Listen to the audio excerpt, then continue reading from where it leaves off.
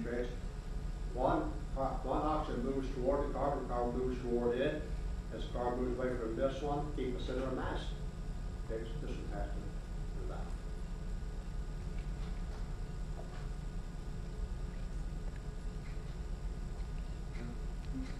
Now you have to think of these molecules from the vibrating. The center of mass is fixed, and then the atoms are moving around. So if there's motion somewhere, there has to be some other motion to keep the center of mass fixed. And for this, all it can be is those oxygens moving. Now, then there are two bending modes, and they're identical. So here's our oxygen atoms out here, carbon in the middle. There's a bending mode like that, and a bending mode like that. These are, they have the same spacing. Now, which of these you think has the smallest spacings? We think that this is one of the biggest spacings. Represents the most restricted motion. This one next, these should be smaller. And you can see that. Look how much easier it is to bend that thing than it is to stretch it. Would you be able to move the paper up a little bit?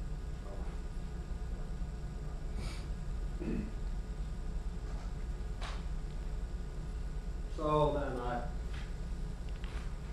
just say, which of the vibration modes in CO2 do you think are least populated, have the largest quantum spacings, which of those are the most populated? And I will just answer that. The least populated one is going to be the antisymmetric stretch. Then slightly more above that would be the symmetric stretch. And then a good way above that is these bending modes. And of this 67% or whatever here, most of that's in those bending modes. Okay. Now that finishes my little excursion off into that branch. But I do want to remind you, day one, I think it was, we talked about physical science, and I said there were 3 questions that are central to the pursuit of science and the study of science, and activities associated with seeking answers to them. And those were the ones I wrote down. What's the behavior matter, what proves shown behavior matter, about structure matter that causes the observed behavior. And then on the next page, you may not remember, but on the next page, I said this scheme is flawed. I think it was good enough for us to get started, as it was. Now we've seen some at a peak at this point. We've had a peak because what we've had to do to get where we are, we've had to say that energy is quantized, that knocking a frog off the moon pad with a rock is just exactly the same as knocking them off with a wave, but it can't be. We said a lot of stuff in this study.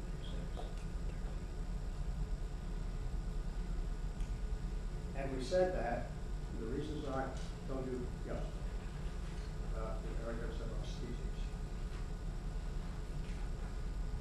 Now, you won't, this is probably the only time you'll ever see this. I'm sure you won't find it in your books.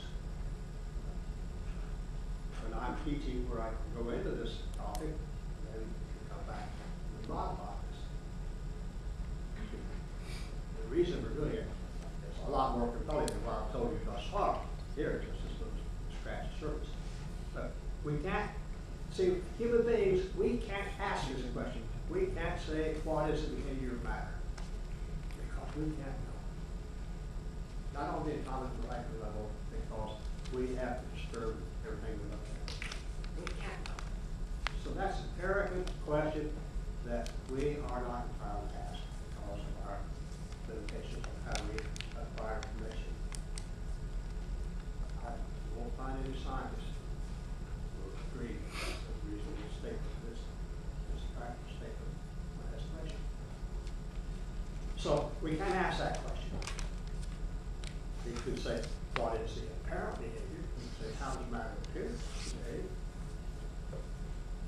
to us? The way we're able, with our senses and the apparent behavior factor. You say, well, that's not much difference. It's a huge difference. That's a huge difference. What problems govern the behavior factor? What rules govern the behavior factor? Who the hell knows? What rules govern the apparent behavior? Not what the laws make, but what the apparent laws make. Try to be a little humble. Study science this way. Yeah, be a little humble. You can study science and not just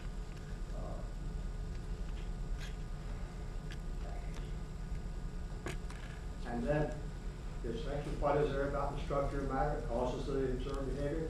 I'd say, what might there be? What might there be about the structure of matter that causes the perceived behavior? Now those questions, my friends, are the questions of science. Should be. Could be.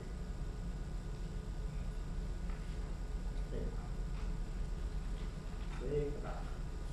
All right. Now, get back to the real exciting world of mathematics.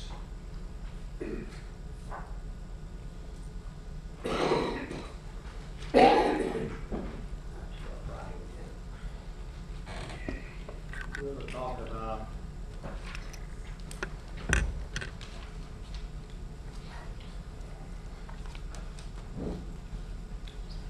work of expansion of ideal gases.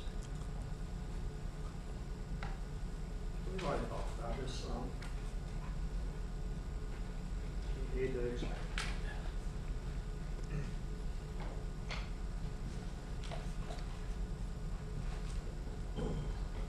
Suppose I have an ideal gas, pressure, volume, plot. I'm going to show the expansion. And I start here at P1 and P1, and I come down here somewhere to P2, P2. And if I do this at constant temperature, then I would follow, if I do it to get the maximum work area under this curve, I would follow Boyle's law, PV.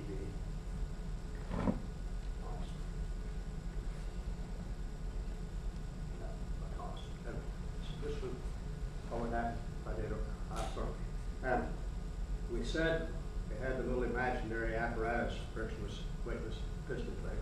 And we said if we let that expand reversibly,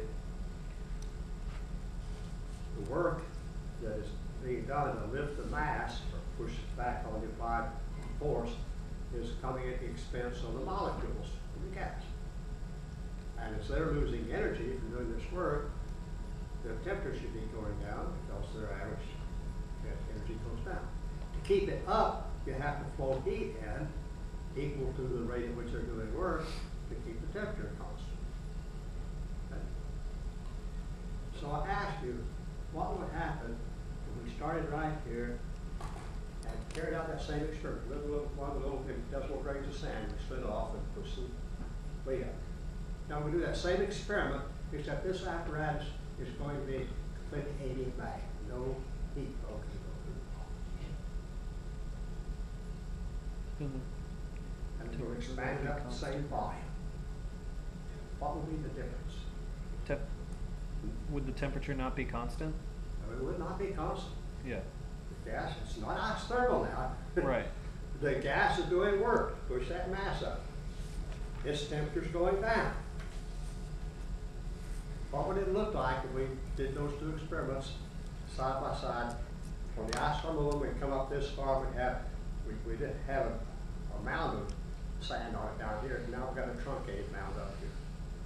Adiabatic would bring it up the same height. We had the same mound on it when we started. You have less. Yeah. We would have listed less mass, right? We would have done less work. So you don't have to be a rocket scientist to figure out that if we come down adiabatically, we're going to come on some line that's below that Poisson line. And all points in this field under that line are at lower temperatures. Okay? All points in this field above that line are tire temperatures. So the temperature is changing as you come down. I just want to understand that this is isothermal. This is heated back. And I'm going to just reverse it later, but if it doesn't raise the sand, and I want to know P equal to what function of V. Here, this is P is proportional to 1 over V, and here we need to know what that is. So that's what we'll find out here first. So we know why it falls off from a mechanical point of view. We come down and say, so here's V1, here's V2, here's P1, then this P2 is higher than this P3, right?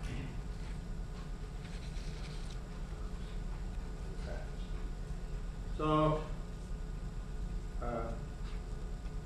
we want to know what is the adiabatic at and work done on the surroundings.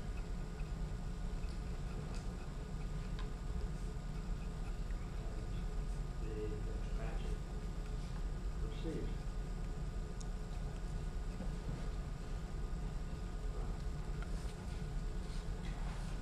That's what we got to think on.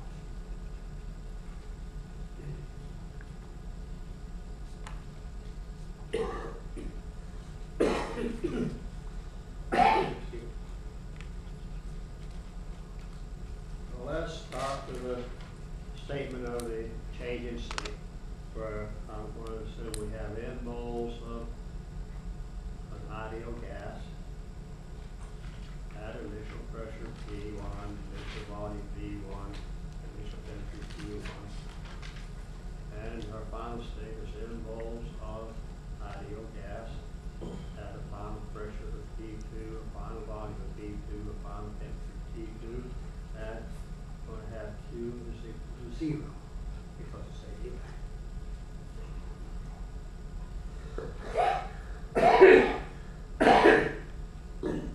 I can't say Q is constant out there because Q is not anything other than energy in motion. So I'm saying there is no energy moving due to a temperature difference.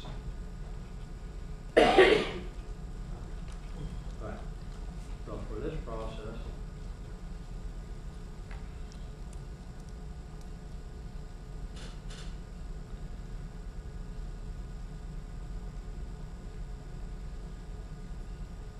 we'll have P applied, this is the pressure of gas, that's at R E over V. dQ is everywhere 0. And dW is equal to minus P applied dP, and that's minus n RT over V dP.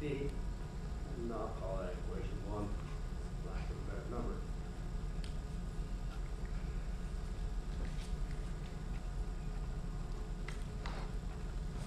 Left to call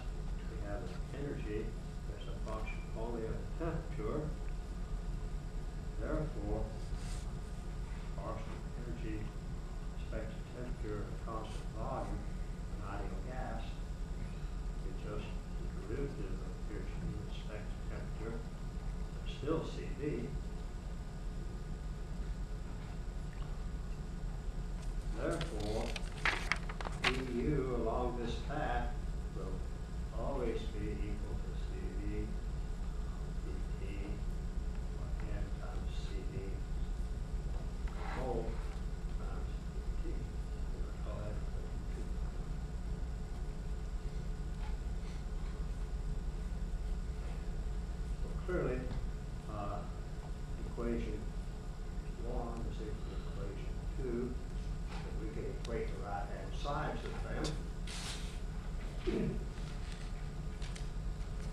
And we get minus 10RT over V times dV is equal to NCV dT.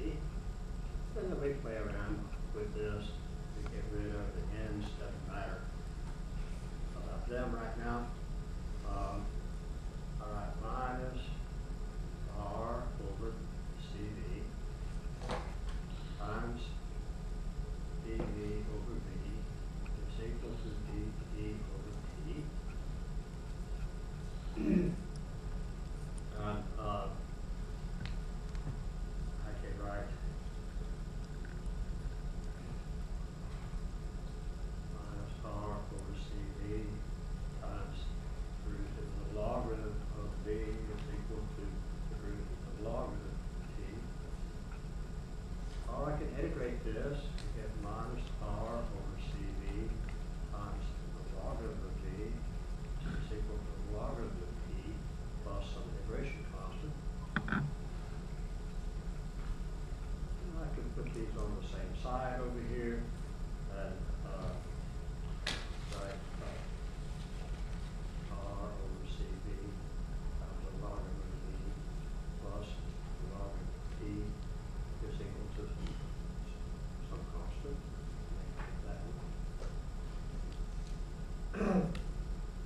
And I can write R, take this up here, all right. The logarithm of V to the R over CV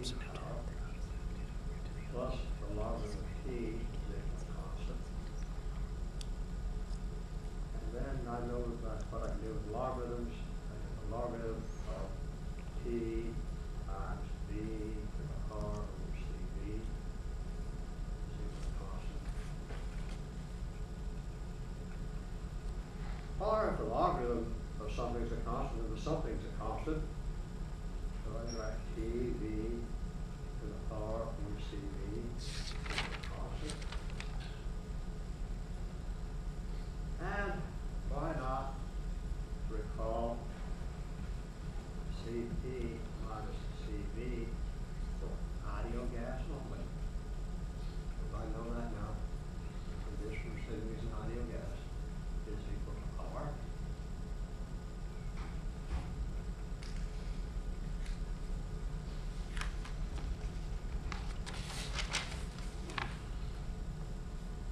So I get, finally, I have the already, actually, no, okay. I have T, V to the R over CV, goodness, T, V to the CP minus CV over CV. And that's equal, it's a constant. And that's equal to T, V to the 1 minus, I want to gamma minus 1 power. Gamma is equal to CP over CV. Well, if you like that better. So we have an equation here. Pretty important. Gamma minus 1 is equal to constant. Probably that number be my actual. But that doesn't tell me about that path on the TV diagram. So I want to get rid of the temperature in favor of pressure. What's the temperature? Temperature is equal to PV R for an ideal gas. So I stop that in here, and I get PV R times V to the gamma minus 1 is equal to constant. And then I have a couple of constants here, which I have to take that other side, P, V,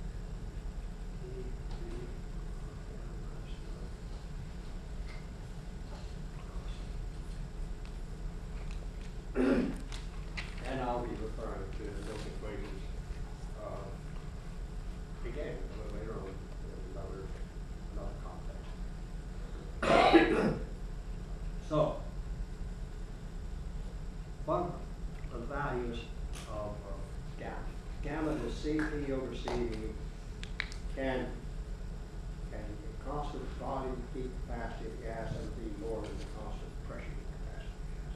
No, it cannot. So, one,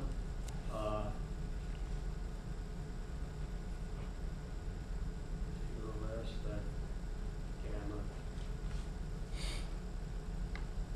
goes on up. Highest gamma can be is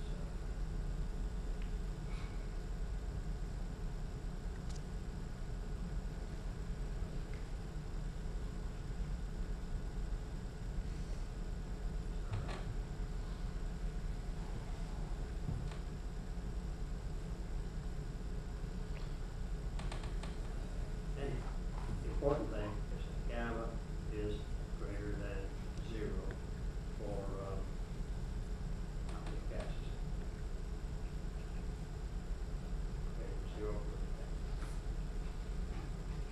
So consequently, back to our question, we start here, come down isothermally, V is equal to constant. Then pressure falls off as a reciprocal of the volume. Come down on the adiabat, first adiabat, we have PV gamma is equal to constant. Or the pressure falls off as 1 over V gamma. And gamma is bigger than 1, so it falls off faster.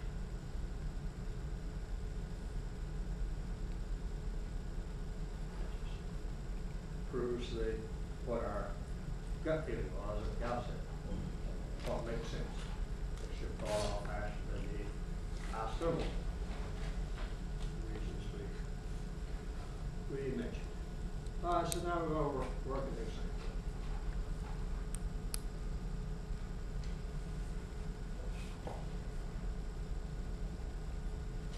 Calculations. Nitrogen. That's an ideal gas. And no vibrational excitation. We can put it in, but we're just making this simple. No vibrational excitation, so that constantly the molar energy is 3 hash for translation, 2 hash for rotation is 5 as RT. The heat capacity at constant volume is 5 as R. The molar enthalpy is what is that? Oh. It's energy plus PV, that's RT per mole. So it is 7 halves RT. And heat capacity, constant pressure, is 7 halves R. And gamma is 7/5 of 1.4. So those are the numbers we'll use in our calculations. We're going to expand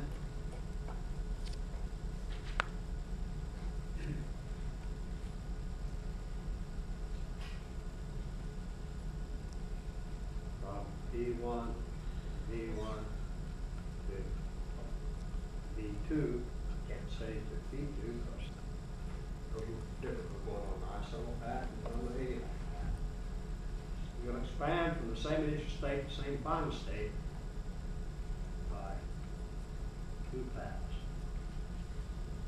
Path 1 is reversible isothermal. Path 2 is reversible adiabatic. Now let's give this some specific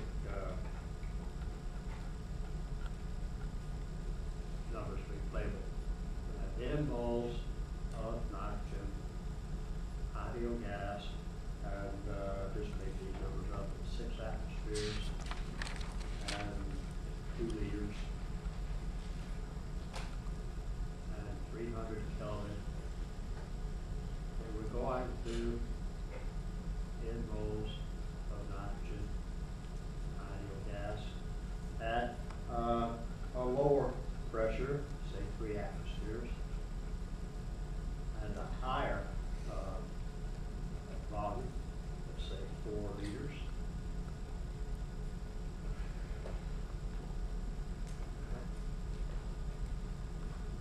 So, if you go by the hospital back, final temperature will not change. We'll write that out. Half one.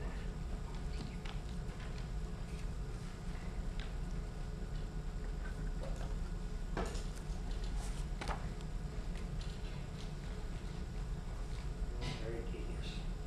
Oh, it's our system.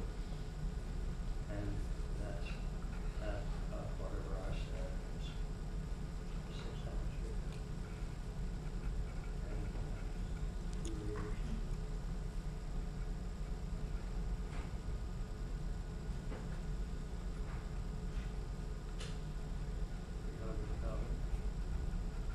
Two, 3 atmospheres, 4 liters, still at 300 Kelvin. And we have that du is Q plus W Q minus E applied to V is equal to 0. Isothermal process, ideal gas, no change in energy. So that EQ1 is equal to minus EW1. And this is expansion process, and minus EW1 is plus E applied EV. P applied is then RT over V. EV. And we integrate that and find Q1 is equal to minus W1. We did this the other day, so we can write it down. It's NRT log of P2 over P1.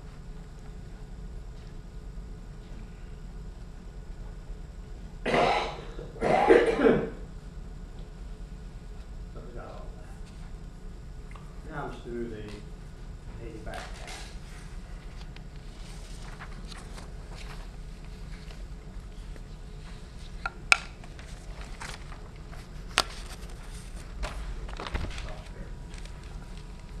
Put numbers in. Yes. So this is what NRT. All right. Now, if I gave this problem to this class, as far as most other classes I know, first thing you do is sit down and find out how many moles I didn't say. Okay? And write down the number of moles you use. Okay, you can do that, that's fine, but I wouldn't do that. Personally, that's just extra work. Every time I do a calculation, there's another chance to make a mistake. Your calculation is due, the less chance you're going to make a mistake. So I would just say that NRT is equal to P1 V1. Got it, guys? That's where we started. It's also P2 V2 V1. And then we have the log for V2 over V1. And then I can just write it set. We have 6 atmospheres and 2 liters. That's the logarithm of 2 over 4 over 2, logarithm of 2, and that's it. You could write this out. I have done it so. You could just write it out and say that's the energy of meter atmosphere, which is even the energy.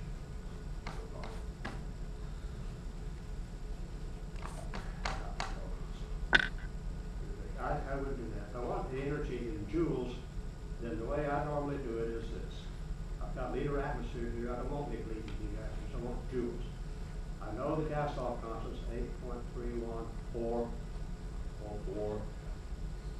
Remember that. Joules per mole per Kelvin. And I know it's also 0.08245 liter atmosphere. So there's a conversion factor. I have to look on that. Cancel liter atmospheres. I get an answer in joules. It's 842.5 joules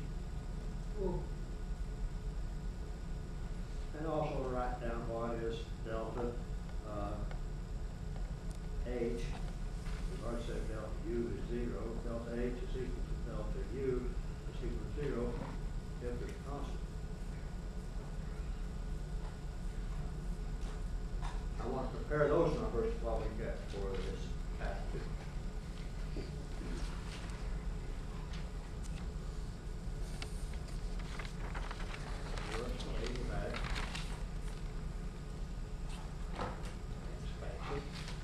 And for this, we have P, V, and gamma is equal to a constant.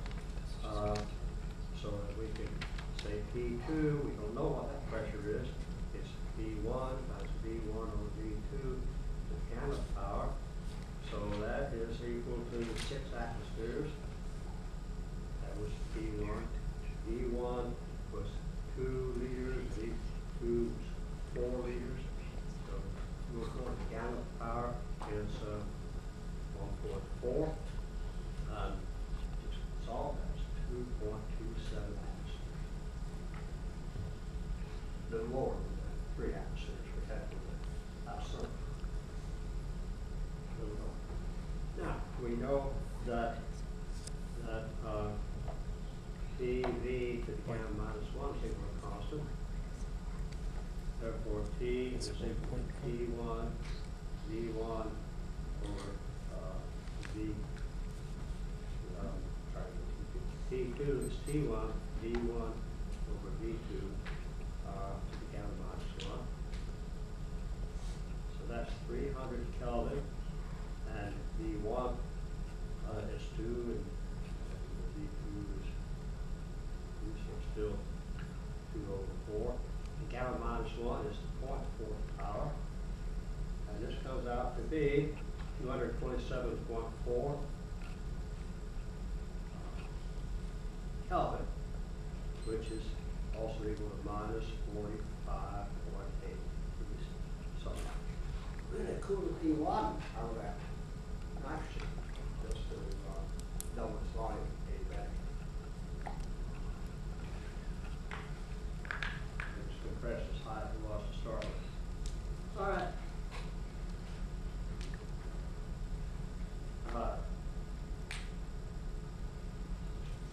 Yes, add delta P is equal to P2 minus P1, and that's equal to minus 72.6. Can you scoot the paper up? We didn't see what you just wrote. Oh, thank you. Try and write this so you can read it, so you read when I post it. So now we're still on path 2. Here we're going to look at Q2 is 0, it's adiabatic. Minus W2 is equal to the integral of P applied dV. Applied pressure, well, we have to figure out what that is. P applied is equal to pressure to gas, which is reversible, is equal to what? Well, we know that T1, V1, the gamma power is equal to T, V, the gamma power, anywhere along that curve.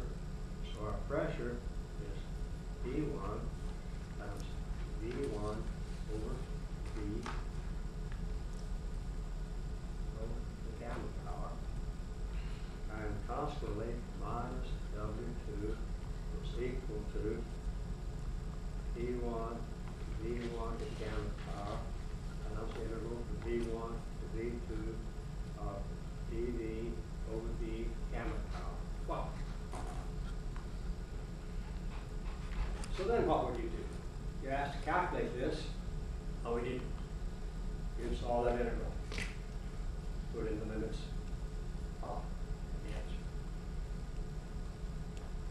I submit that's just more work than I feel inclined to do right now.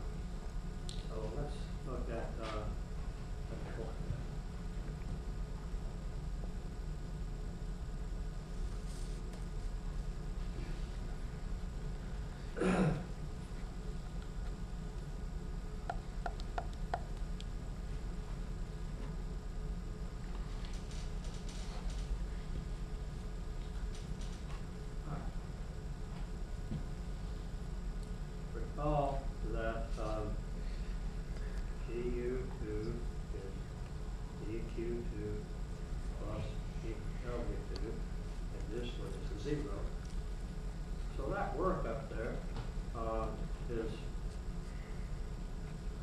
equal to NCV dt. So that minus dW2 is equal to minus NCV dt, and minus W2 is just equal to NCV delta T. We just calculate delta T. Oh, how much easier is this? You say you still got to calculate the number of moles. No, you don't. I don't care. If I don't ask you how many moles there are, then no reason necessarily to do it now. I didn't ask about it. So how are we going to do this? Well, what's N? That's equal to P1, V1 over RT1. That's the ideal gas law. And what's the CV? All right, no vibrations. So there's 3/2 R for translation, 2/2 R for rotation. So that's 5/2 R. And what's delta P? Well, we calculated that a minute ago. Got that. We don't need to delete R's. Got to calculate this. So we got, right? We got minus W2 is equal to P1, V1 over P1 times just 5/2 times delta T.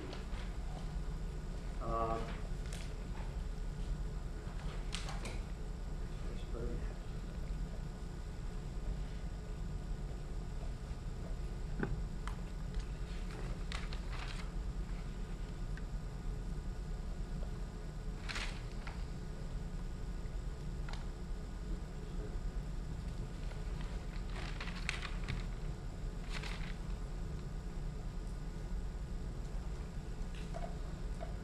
Yep.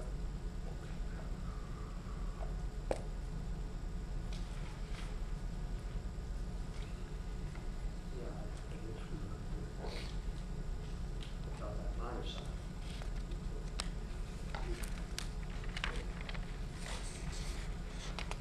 Never really need that minus sign.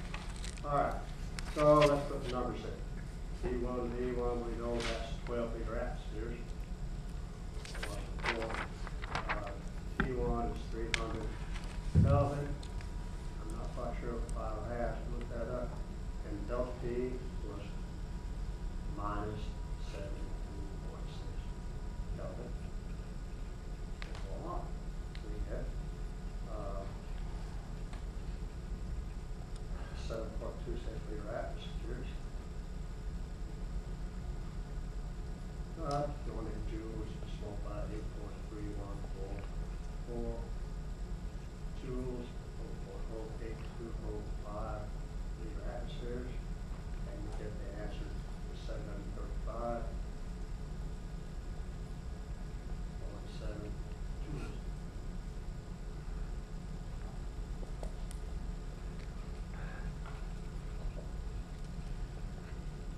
Compared to what was 842.9 joules for half one. Well, we said you're going to do less work because you're not flowing energy in the heat flow to make up for what you're expending. There it is. Now note, delta U at 2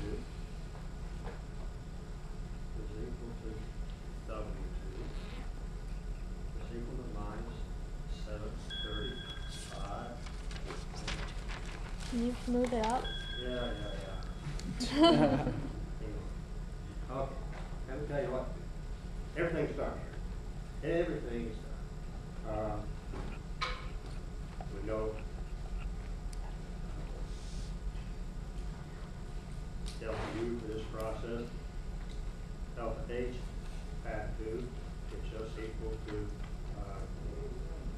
NCP delta T, and that's just equal to NCV delta T, which we just calculated, times gamma.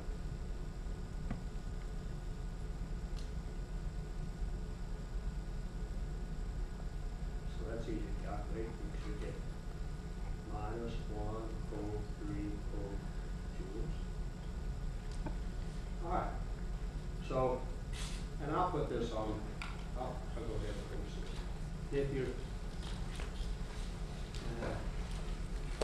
Why would he have here's to a give it little to the table. girl? You prepare a cue, lines there, the work done in it, Yeah, that's what I surrounding. was just saying. Tell you, tell a path one, path two.